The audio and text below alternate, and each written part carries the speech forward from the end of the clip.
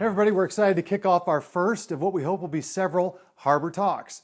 Now this first one, as I said last week, is going to be on leadership, and I've learned over time that really leadership is just about everything when it comes to an organization, when it comes to me personally. And a couple guide rules as we launch, as we begin this kind of series on leadership. One, I don't have everything figured out.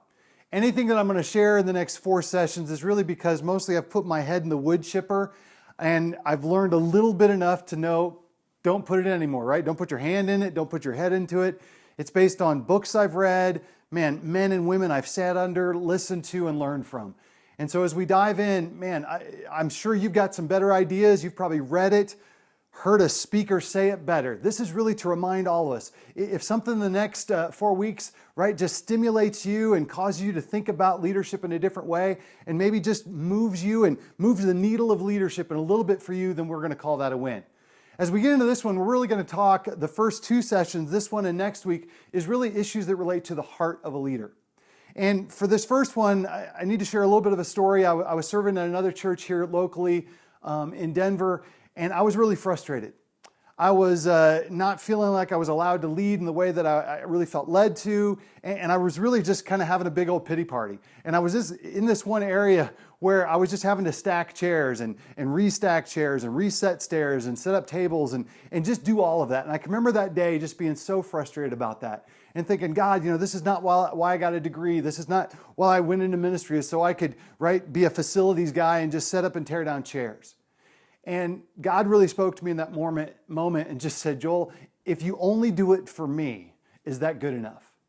And what it did was it highlighted for me that I had so much pride in myself, pride in my education, pride in my experience that I couldn't see that, what I really needed to do was just humbly and simply serve. And so recently, as I was preparing for this talk, I was out for a run and this idea came to mind. I want to share this with you guys today. And it's this. Pride is the fulcrum mistake that leads to all other mistakes. And so, right, my little fun drawing of a fulcrum. And a fulcrum, right, it's that point where a lever pivots. It's that support point. And for me, pride was that issue. In that moment, as I'm stacking and resetting chairs, I realized that my pride had moved out to an unhealthy and inconvenient place in my life.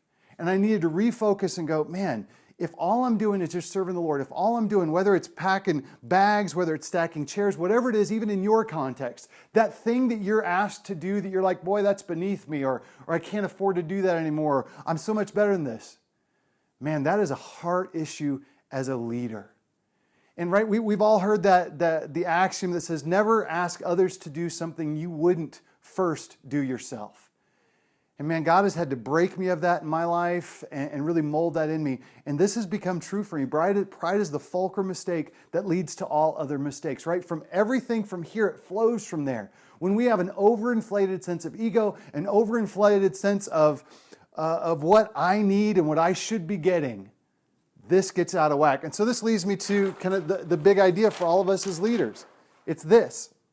You'll be more effective leading from the first chair when you have learned to serve faithfully from the second chair. And man, I have gotten this wrong so many times. I guarantee you there are men or women that are watching this today that know me and know my history and are like, oh, he's been horrible at this. This has been so bad. He's complained all the time. To those people, I say, man, forgive me. Those are my mistakes, man. God has really been working on me in this area. But this is true. Look beyond me, look beyond my experiences. Man, just learn this. This is true. You will be more effective leading from the first chair. If God ever calls you to that, if that door opens for you someday, that you get elevated to that first chair position in an organization, you will be more effective when you have learned to serve faithfully from the second chair. So here, just 3 quick things, and pardon the tearing, it tore earlier and I didn't want to redo it. But here you go, tools to combat pride. Really simple, very easy. First one, choose your attitude, right? Happiness and joy is a decision you make on the inside, irregardless of the circumstances around you. You get to set the tone. Even as a second, third, fourth, fifth chair leader, you still get to set the tone and set the tone for yourself. Are you leading your own heart in how you serve others? Choose your attitude. Choose to be joyful. Choose happiness. Choose to be content. It's a decision on the inside. Number 2, support publicly and challenge privately. Again, you've probably heard this all over the place. This is such a huge deal. I have made this mistake in the past. Maybe you're at your place of work, your place of business, maybe at school, whatever it is, and you're getting pulled into and sucked in to really cut down that other leader that's over you. Don't go there. If you've got an issue with that leader, then take that person, that man or that woman, sit down with them one-on-one and share your concerns, but do so privately. Support publicly, challenge privately. Man, big issue. And the last one is this: pray for opportunities. Maybe you really do feel like you're called to lead. You're called to something else. Man, if God's going to get you there, it begins with prayer.